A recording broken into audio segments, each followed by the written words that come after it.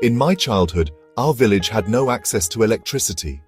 The men would go to other towns for labor work or engage in agriculture-related activities.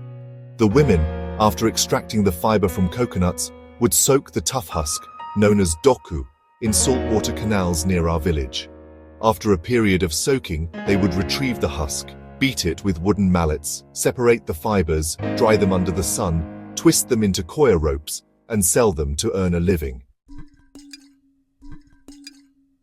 Due to the absence of electricity, once evening fell, people would gather with coconut husks and dried coconut leaves, sit around kerosene lamps, and spend time in conversation and simple games. During the holy month of Kartika, from the very first day till Mahasivaratri, people would engage in the recitation of itihasas and dharmika granthas, epics and sacred texts, as a form of divine pastime.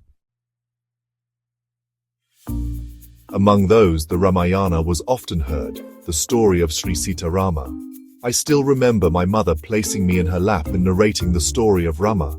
Yet, every time I heard the episode of Sita Devi being asked to undergo Agnipariksha, the trial by fire, after being rescued from Ravana's captivity, I would feel a strong anger toward Lord Rama. I could not digest that act, but I kept this frustration to myself. Later, I had to leave for Simhachalam at a young age for studies. There, I came into contact with communist literature and the rhetoric of certain ideologues, which only added fuel to my resentment toward Rama. I was told that he was unjust, that he abandoned his wife, and so on.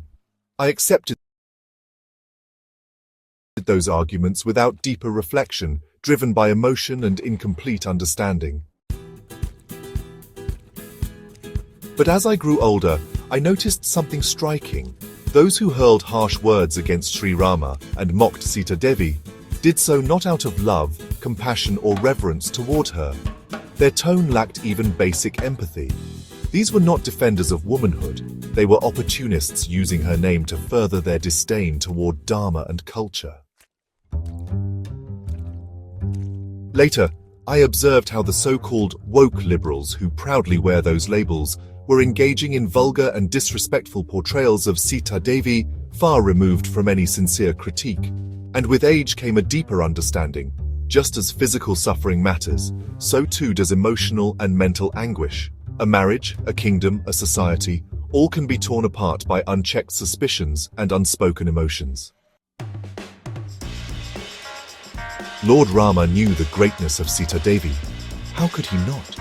She was his very life.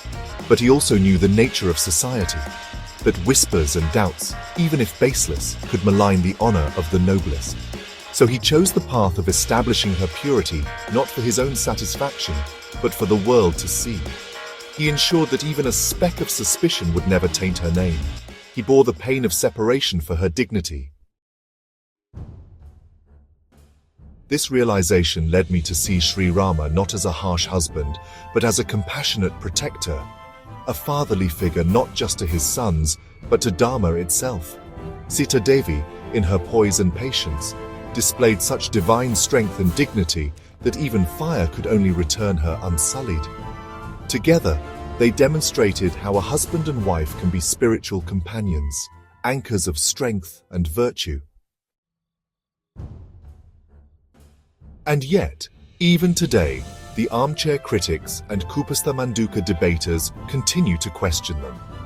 They neither understand the depth of their sacrifice nor the sublime ideal they represent. To me, they are no longer just mythological characters. They are living embodiments of virtue, compassion, and Dharma. Through their divine example, we learn how to live with dignity, face trials with grace, and love with purity. Jaya Sri Sita Ramachandra Prabhu, Jaya Sri Ram.